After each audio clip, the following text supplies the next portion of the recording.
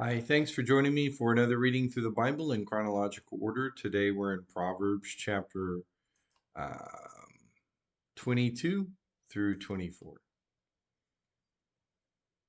A good name is to be chosen over great wealth. Favor is better than silver and gold. Rich and poor have this in common. The Lord makes them all.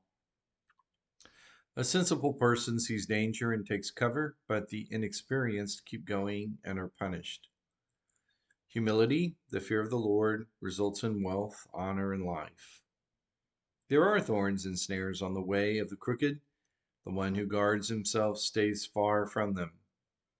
Start a youth out on his way. Even when he grows old, he will not depart from it. The rich rule over the poor, and the borrower is a slave to the lender. The one who sows injustice will reap disaster, and the rod of his fury will be destroyed. A generous person will be blessed, for he shares his food with the poor. And drive out a mocker, and conflict goes too. Then quarreling and dishonor will cease. The one who loves a pure heart and gracious lips, the king, is his friend. The Lord's eyes watch over knowledge, but he overthrows the words of the treacherous. The slacker says, "There's a lion outside. I'll be killed in the public square." The mouth of the forbidden woman is a deep pit. A man cursed by the Lord will fall into it. Foolishness is bound in the heart of a youth. A rod of discipline will separate it from him. Oppressing the poor to enrich oneself and giving to the rich both lead only to poverty. Listen closely, pay attention to the words of the wise, and apply your mind to my knowledge. For it is pleasing if you keep them within you, and if they are constantly on your lips. I have instructed you today, even you, so that your confidence may be in the Lord. Haven't I written for you 30 sayings about counsel and knowledge, in order to teach you true and reliable words, so that you may give a dependable report to those who sent you? Don't rob a poor person because he is poor, and don't crush the oppressed at the city gate. For the Lord will champion their cause and will plunder those who plunder them. Don't make friends with an angry person, and don't be a companion of a hot-tempered one, or you will learn his ways and entangle yourself in a snare. Don't be one of those who enter agreements, who put up security for loans. If you have nothing with which to pay, even your bed will be taken from under you. And don't move an ancient boundary marker that your ancestors set up. Do you see a person skilled in his work? He will stand in the presence of kings. He will not stand in the presence of the unknown. Proverbs 23. When you sit down to dine with a ruler, consider carefully what is before you, and put a knife to your throat if you have a big appetite. Don't desire his choice food, for that food is deceptive. Don't wear yourself out to get rich, because you know better. Stop. As soon as your eyes fly to it, it disappears, for it makes wings for itself and flies like an eagle to the sky. Don't eat a stingy person's bread, and don't desire his choice food, for it's like someone calculating inwardly. Eat and drink, he says to you, but his heart is not with you. You will vomit the little you've eaten and waste your pleasant words. Don't speak to a fool, for he will despise the insight of your words.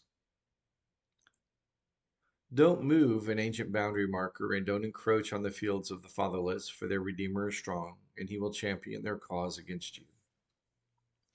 Apply yourself to discipline and listen to words of knowledge. Don't withhold discipline from a youth. If you punish him with a rod, he will not die. Punish him with a rod, and you will rescue his life from Sheol. My son, if your heart is wise, my heart will indeed rejoice. My innermost being will celebrate when your lips say what is right. Don't let your heart envy sinners. Instead, always fear the Lord, for then you will have a future and your hope will not be dashed. Listen, my son, and be wise. Keep your mind on the right course. Don't associate with those who drink too much wine or those who gorge themselves on meat. For the drunkard and the glutton will become poor, and grogginess will clothe them in rags. Listen to your father who gave you life, and don't despise your mother when she is old.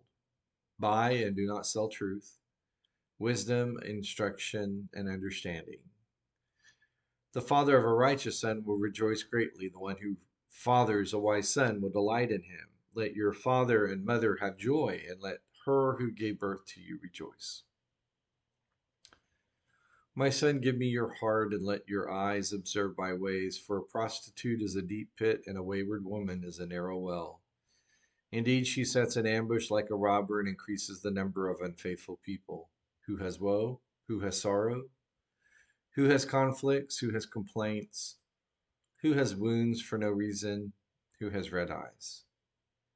Those who linger over wine, those who go looking for mixed wine. Don't gaze at wine because it is red, because it gleams in the cup and goes down smoothly. In the end, it bites like a snake and stings like a viper.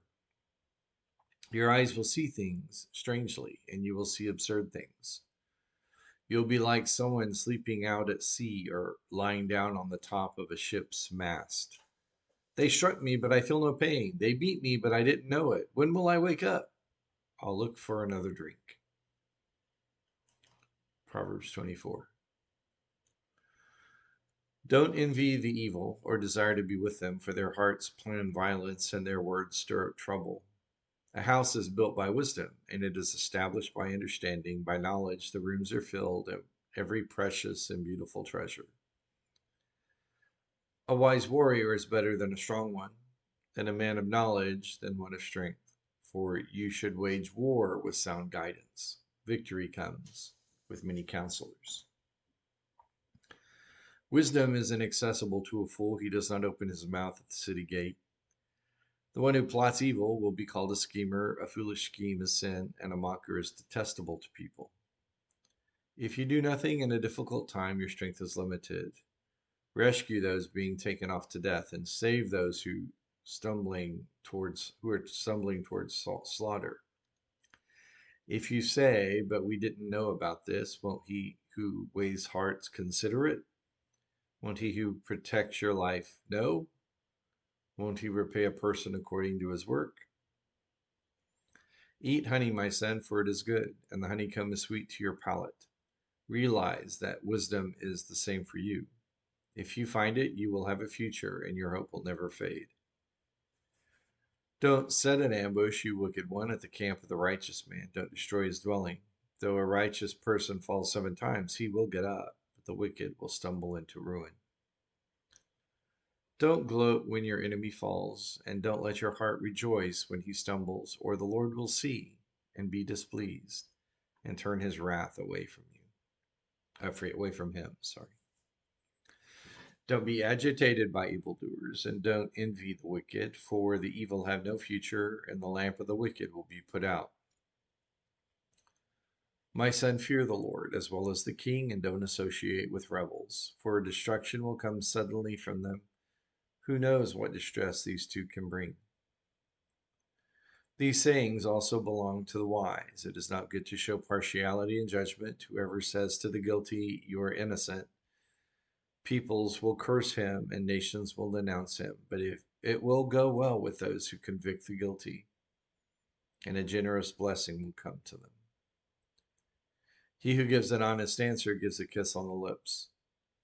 Complete your outdoor work and prepare your field. Afterward, build your house. Don't testify against your neighbor without cause. Don't deceive with your lips. Don't say, "I'll do to him what he did to me. I'll repay the man for what he has done."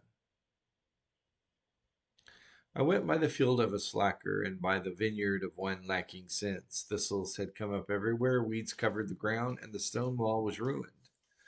I saw and took it to heart. I looked and received instruction: a little sleep, a little slumber, a little folding of the arms to rest.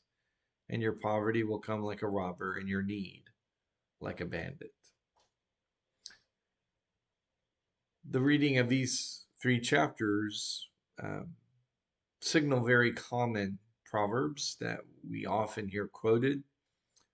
These Psalms describe different aspects of life, just like the rest of the book, and so it's hard to summarize one theme, of course, that's here. But notice the instructions are still given with the idea of my son in many of them. And so the instruction is given to father to son to pass on this wisdom.